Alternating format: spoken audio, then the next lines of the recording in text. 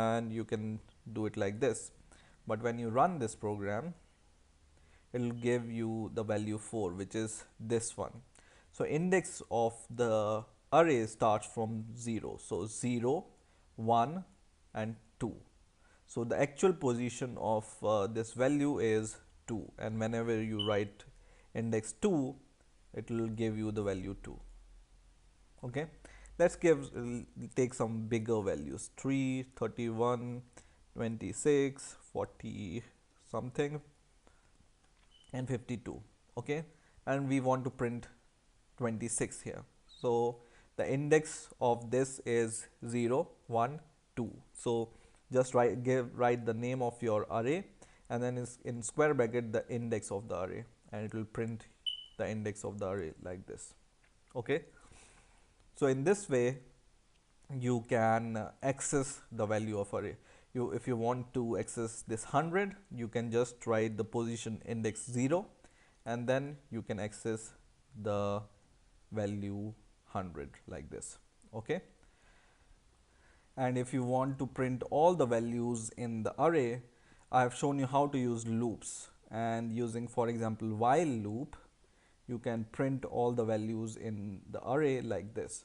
For example, we want to print the value of all the elements. Okay, so on the basis of its position, you can do it.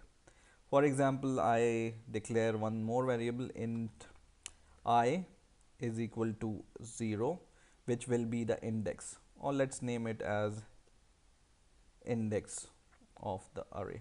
Okay, and if index is less than 5, right, because 0, 1, 2, 3, 4, it will go up to 4, but as soon as it goes to 5, it will be exhausted, right? If index is less than 5, we want to print the value of the array. So index, we will paste it here instead of 0, and then we will increase the value of index by 1 every time in the loop. And this, when we run this program, this will give you the value of this array like this.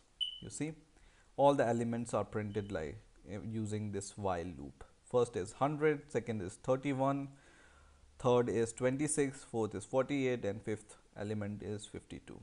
Okay, but if you do something like this, for example, you change it to 6, but your array value is 5, then it will give you an error, because the last value it will try to access is not existing, so it will give you some error.